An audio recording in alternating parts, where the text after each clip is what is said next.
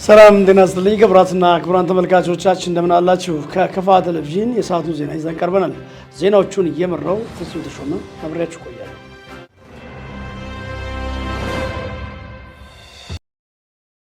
በተለያየ ዘርፍ ለተጀመሩ የልማትና መልካም አስተዳደር ተግባራት ውጤታማነት ወቅቱን የዋጀ አመራር መተካት አስፈላጊ መሆኑን የቦንጋ ከተማ አስተዳደር ምክር ቤት አባላት ገለጹ።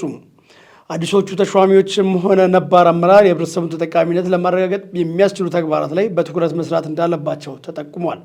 ሰለሞን ተሰማ አዘጋጀውን አማኑኤል ክንፈ ያቀርበዋል። የምክር ቤቱ አባላት ሹመቱን ተከትሎ በሰጡት አስተያየት አዲስ ተሿሚዎችም ሆኑ ሌሎች ህብረተሰቡ የሚያነሷቸውን የልማትና የመልካም አስተዳደር ጥያቄዎችን ለመመለስ ስራቸውን በአግባቡ መስራት እንዳለባቸው አሳስበዋል። በርካታ አመራሮች ከቦታ ቦታ ሽግሽግ ተደርጓል። በአዲስም የተሾሙ አሉ። ቅድም ምክር ቤት ላይ ሀሳብ ስንሰጥ እንዳየነው በተለይ ከከንቲባ ጀምሮ በእውቀት የታከሉ ትልልቅ አመራሮች ዶክተር ተክለአብን መውሰድ እንችላለን። በተለያዩ የክፋት ተጠቃሚነት ላይ የራሱን አስተዋጽኦ ሲወጣ የነበረ አመራር ነው። ሌሎችንም ማየት እንችላለን። ከወረዳም የመጡ አሉ። ከወረዳ ከመጡት ውስጥ ለመጥቀስ ያህል ገቢ ላይ የተሾሙት አቶ ደመቀ ማየት እንችላለን። በጣም ጠንካራ ስራ እየሰራ ያሉ ሌሎችም በተመሳሳይ መልኩ ከዚህም ቀደም ሌሎች የአመራር ቦታዎች ላይ እየሰሩ ጠንካራ አመራር ናቸው። እዚህ ምን ይጠበቃል?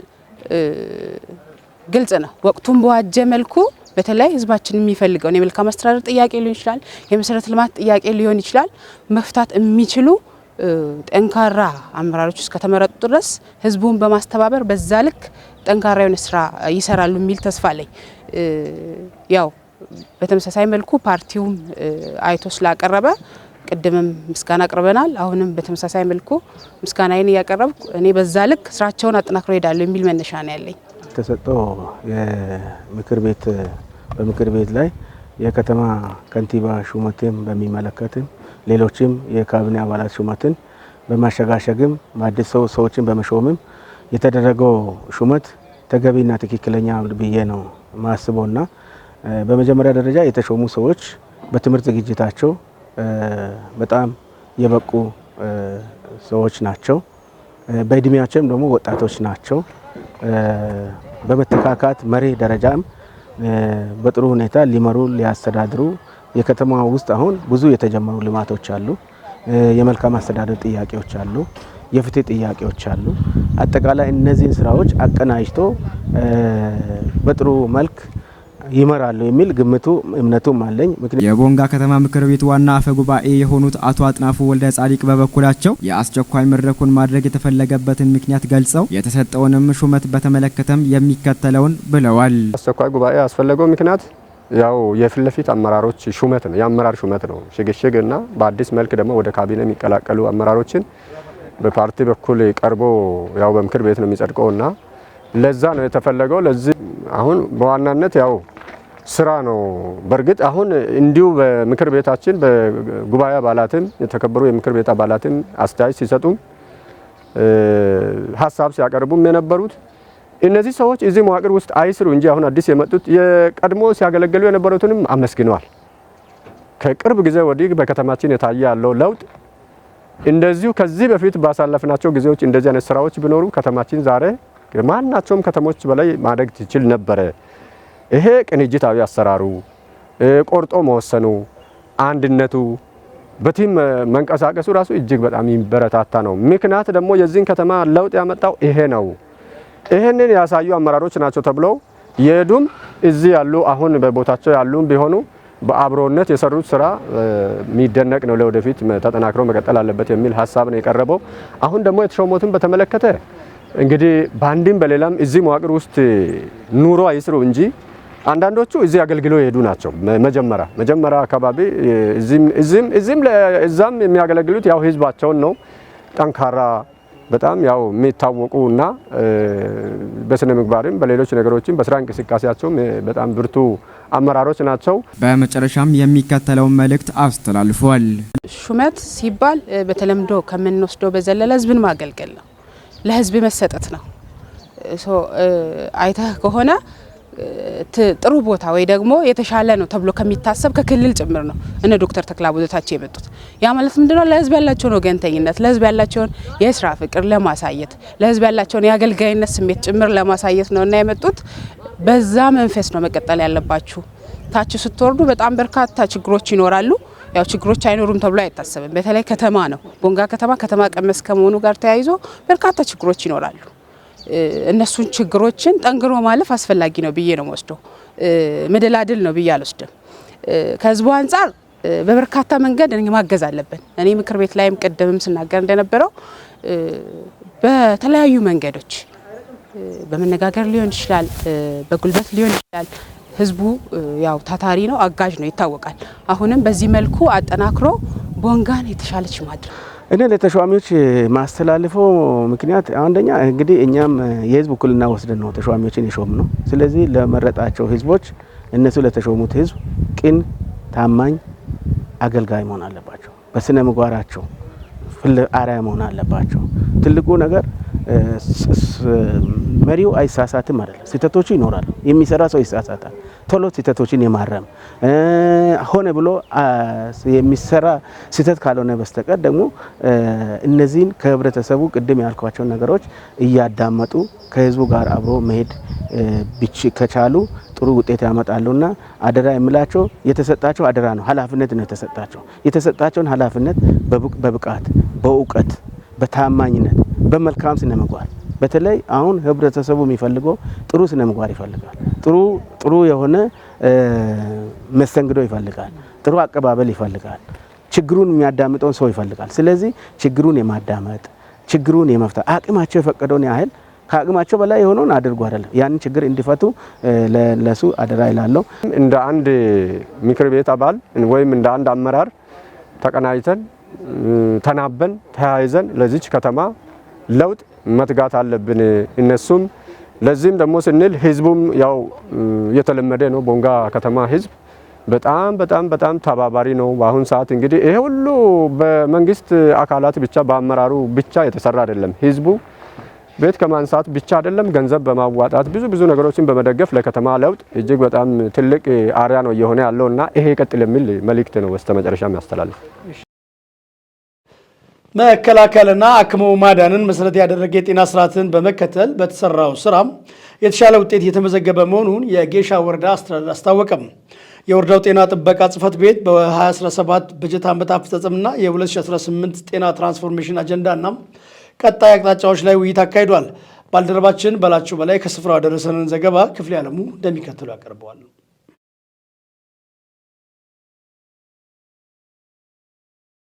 በመድረኩ ንግግር ያደረጉት የጌሻ ወረዳ ዋና አስተዳዳሪ አቶ ካሳሁን ገብሬ መንግስት መከላከልንና አክሞ ማዳንን መሰረት ያደረገውን የጤና ስርዓት መዘርጋትን አልሞ እየሰራ መሆኑን ተናግረዋል።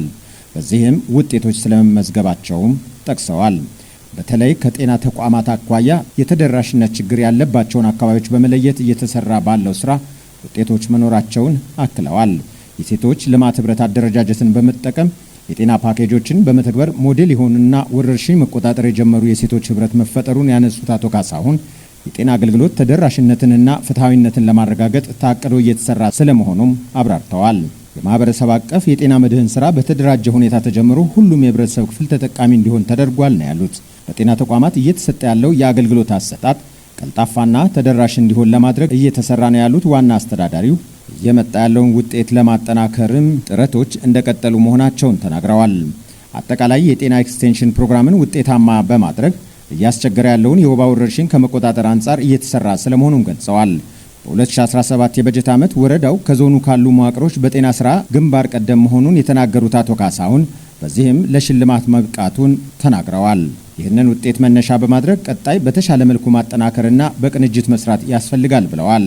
በተያዘው በጀት ዓመትም የጤና ትራንስፎርሜሽን አጀንዳዎችን በማጠናከር በጤና ሞዴል የሆነ ወረዳ ለመፍጠር ሁሉም ሊረባረብ ይገባል ነው ያሉት። በወረዳው በጤና ሞዴል ሆነው ያልተመረቁ ቀበሌዎችን ለማስመረቅ ሁሉም አካል በቅንጅት መስራት እንዳለበትም አሳስበዋል። የጌሻ ወረዳ ጤና ጥበቃ ጽሕፈት ቤት ኃላፊ አቶ አብዝናይ አለማየሁ በወረዳው ካሉት 27 ቀበሌዎች 19ኙ በጤና ሞዴል ሆነው መመረቃቸውን ገልጸዋል። በዚህና በሌሎች የጤና ተግባራት ወረዳው ከዞኑ ግንባር ቀደም በመሆን ለሽልማት መብቃቱንም አስታውሰዋል። ቀሪ ቀበሌዎችን በጤና ሞዴል ለማድረግ ይሰራል ያሉት ኃላፊው እቅዱ እንዲሳካ ሁሉም የተለመደውን ርብርብ ማድረግ ይጠበቅበታል ብለዋል። የጤናውን ዘርፍ ስራ ስኬታማ ለማድረግ መንግስት የዘረጋውን የጤና ፖሊሲ ያለመሸራረፍ መተግበር እንደሚገባም አሳስበዋል። በ2017 ዓ.ም በዘርፉ የተመዘገበውን ውጤት በጥንካሬ ማስቀጠልና መሻሻል ያለባቸውን ትኩረት በማድረግ ለመቅረፍ ይሰራል ብለዋል። በማህበረሰብ አቀፍ የጤና መድን ስራ ወረዳው አሁን ላይ 72 በመቶ ማሳካት መቻሉን የጠቆሙት አቶ አብዝናይ እቅዱ ሙሉ በሙሉ እንዲፈጸም የሁሉንም ርብርብ እንደሚፈልግ ጠቁመዋል። የጌሻ ወረዳ የ2017 በጀት ዓመት አፈጻጸም የጤና ትራንስፎርሜሽን አጀንዳዎችን በመፈጸም ከፋ ዞን ካሉት ወረዳዎች መካከል አንደኛ ደረጃ መያዙን የጠቆሙት ኃላፊው ውጤቱ እንዲመጣ ድርሻቸውን የተወጡ አካላትን አመስግነዋል። በመድረኩ የቀበሌ ጤና ጣቢያ ኃላፊዎች፣ የሴክተር ኃላፊዎች፣ የሴቶች ልማት ቡድን አመራሮችና ሌሎች የቀበሌ ባለድርሻ አካላት ተሳትፈዋል። ቦንጋ ዩኒቨርሲቲ መድኃኒት ያላቸውን ተክሎች እያሰባሰበና እየጠበቀ እንደሚገኝ አስታወቀም።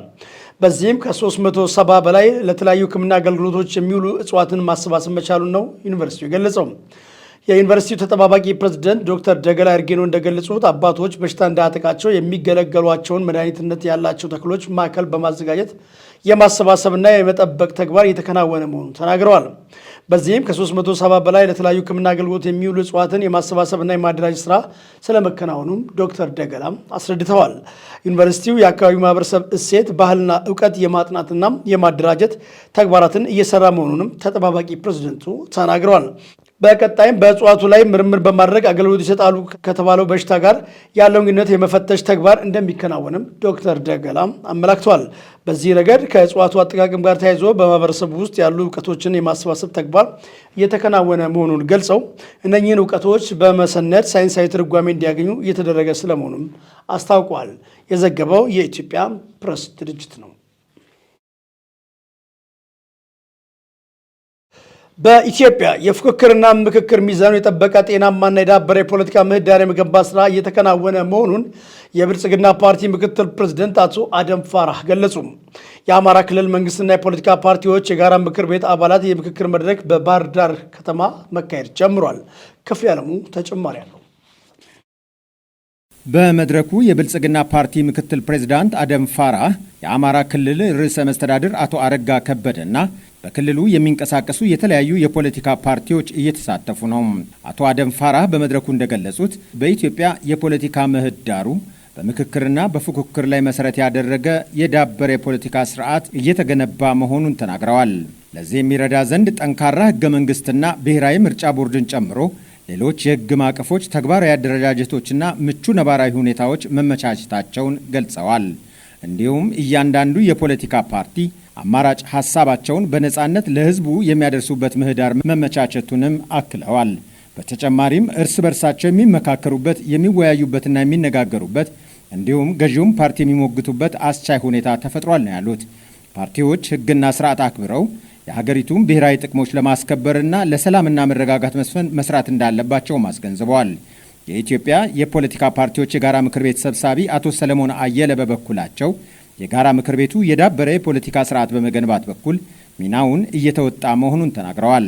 ፓርቲዎች በመመካከርና በመነጋገር የሚገጥሙ ችግሮችን በሰለጠነ አግባብና በትብብር መፍታት የሚችሉበት ሁኔታ መፈጠሩንም ጠቅሰዋል።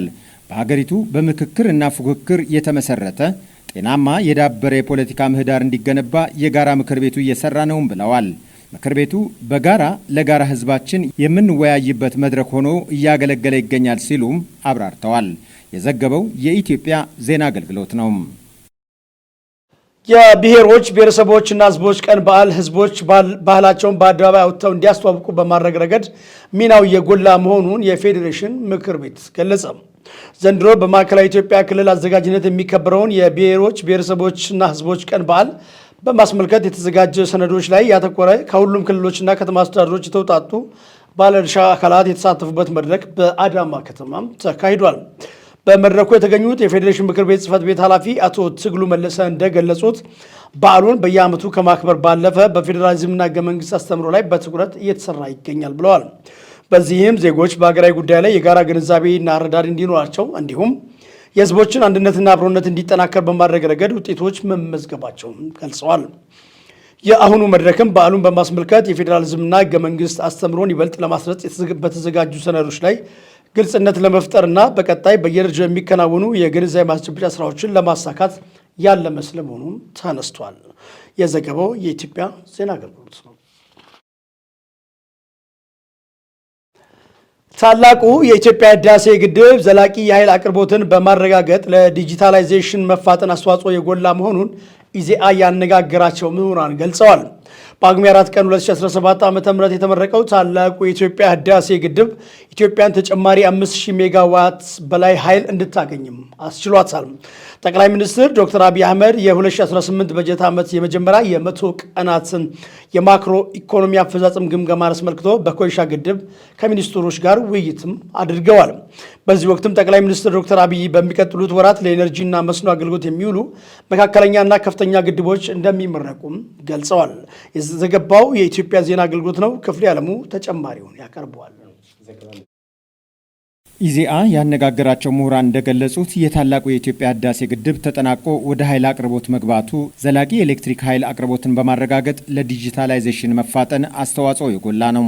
በአዲስ አበባ ሳይንስና ቴክኖሎጂ ዩኒቨርሲቲ የአስተዳደር ጉዳዮች ምክትል ፕሬዝዳንትና የስትራክቸራል ምህንድስና ምሁር ዶክተር ተመስገን ወንድሙ እንደገለጹት የኤሌክትሪክ ኃይል አቅርቦት ለዘመናዊ መሠረተ ልማት ግንባታ ወሳኝ ሚና አለው።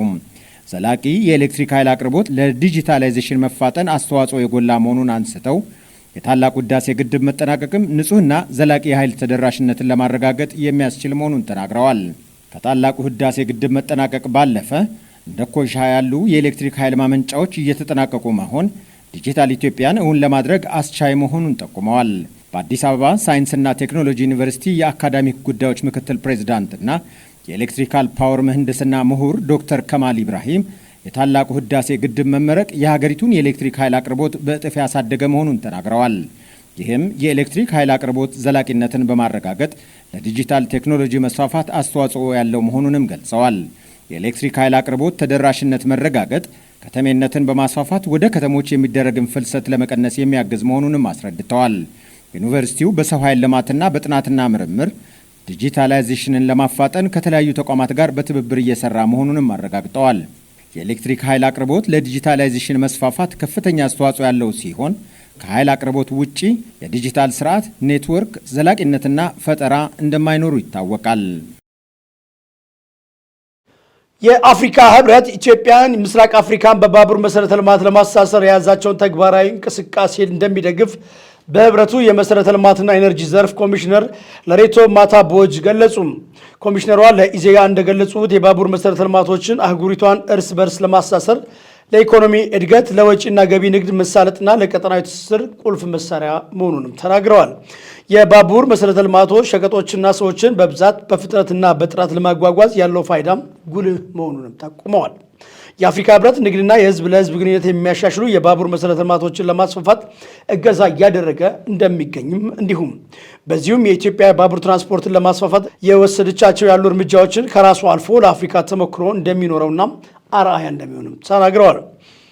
ኢትዮጵያ የትራንስፖርት ኮሪደሮችን ለማጠናከር የጀመረችውን ተግባር ለአህጉራዊ ንግድና የሰዎችን እንቅስቃሴ ለማሳለጥ መሰረታዊ ጉዳይ መሆኑን የአፍሪካ ህብረት ያምናል ብለዋል። ህብረቱ የአፍሪካ ህብረት አጀንዳ 2063 የልማት እቅዶችን ለማሳካት በኢትዮጵያ የባቡር ፕሮጀክቶችን ጨምሮ አህጉሪቱን ለማስተሳሰር የመሰረተ ልማት ዝርጋታዎችን ድጋፍ እንደሚያደርግ አረጋግጧል ሲል የዘገበው ኢዜአ ነው።